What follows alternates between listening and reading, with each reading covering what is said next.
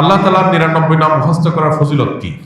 আল্লাহ রাব্বুল আলামিনের 99 নাম এ সম্পর্কে হাদিসে আসছে, নবী সাল্লাল্লাহু আলাইহি ওয়াসাল্লাম বলেছেন, ইন্না লিল্লাহি তিসআওয়া তিসঈনা ইসমা, যে আল্লাহ তাআলার 99টি নাম আছে, যে ব্যক্তি এগুলোকে হেফাজত করবে, সংরক্ষণ করবে, মুখস্থ করবে, এই ব্যক্তি জান্নাতে প্রবেশ করবে।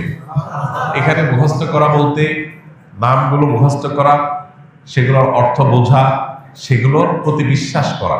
আল্লাহ তাআলার গুণবাচক নাম আলীম, আল্লাহ সবকিছু জানেন, অতএব এটা আমি বিশ্বাস করবো যে আল্লাহর কাছে অজানা কিছু নেই। আল্লাহ তাআলার গুণবাচক নামের মধ্যে একটা আছে কাদির, আল্লাহ সবকিছু করতে সক্ষম, আল্লাহর কাছে অপারগতা বলতে কিছু নেই। আল্লাহ তাআলা বাসীর, তিনি সবকিছু দেখেন, সর্বদ্রষ্টা, অতএব তার কাছে লুকাবার কোনো সুযোগ নেই। এভাবে আল্লাহ 99 নামের প্রত্যেকটার অর্থ বুঝে বুঝে আপনি সেটা অন্তরে বিশ্বাস করলেন, এটাই হলো প্রকৃত অর্থে সংরক্ষণ। এইভাবে আপনি যদি সংরক্ষণ করেন, ইনশাআল্লাহ এটা জান্নাতে যাওয়ার কারণ হবে। আমাদের দেশে অনেক আল্লাহ 99 নাম, এটা অমুক নাম এতবার জপলে এই কাজ লাভ হয়, অমুক নামটা এতবার বললে বা জিকির করলে এই মনের মাকসাদটা, উদ্দেশ্যটা হাসিল হয়, এই জাতীয় নানা রকমের কথা আমাদের সমাজে প্রচলিত আছে। এগুলো তাজরিবা দ্বারায়, অভিজ্ঞতা দ্বারায় কোনো আলেম, কোনো দিনদার মানুষ এর উপকারিতা পেতে পারে, কিন্তু কোরআন হাদিসে কোথাও আল্লাহর কোন গুণবাচক নাম নির্দিষ্ট সংখ্যক বার জপার কোনো নির্দেশ আমাদেরকে দেওয়া হয়নি। তাহলে কিসের নির্দেশ দেওয়া হয়েছে?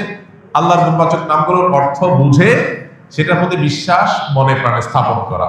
এটা তাওহীদের গুরুত্বপূর্ণ একটা পার্ট, যেটা আমাদের অনেকেরই এখনো নেওয়া হয়নি। আমরা অনেকেই নিজেকে মুসলমান দাবি করি, আল্লাহর গুণবাচক নামের অনেক নাম আছে যেগুলো আমরা হয়তো শুনি না, জানি না, এবং সেটার অর্থ বুঝে যে মনে বিশ্বাস করব, জানি না বিশ্বাস থেকে আসে।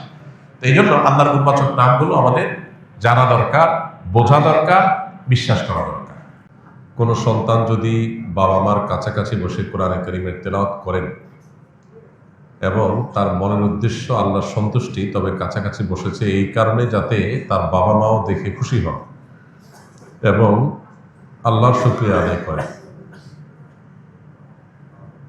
তাহলে এই কারণে কি আল্লাহর সাথে শরীক হবে?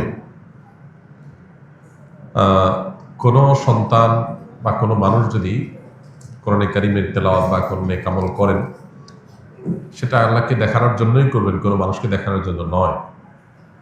পাশাপাশি তার অভিভাবক, বাবা মা, যারা তার আমল ইবাদত নিয়ে এমনিতে অরিড এবং পেরেশান থাকেন, তাদেরকে আশ্বস্ত করা, তাদেরকে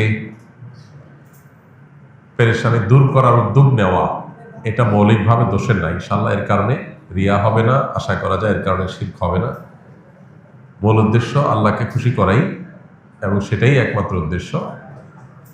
পাশাপাশি বাবা মা তার তেলাওয়াত নিয়ে যে পেরেশানি বা তার আমল নিয়ে যে পেরেশানিতে আছেন, সেটা দূর করার জন্য তাদেরকে জানানো, তাদেরকে বলা, এটা ইনশাআল্লাহ লৌকিকতার মধ্যে পড়বে না। আর যদি তেলাওয়াত বা আল্লাহকে দেখানো সওয়াব আহরণ করার চাইতে বাবা মার কাছে জাহির করাটাই মুখ্য হয়, তাহলে সেক্ষেত্রে সেটা ভিন্ন বিষয় হবে। ইন্নামাল আমালু বিন্নিয়াত, আপনার মূল উদ্দেশ্য কি সেটা হলো দেখার বিষয়।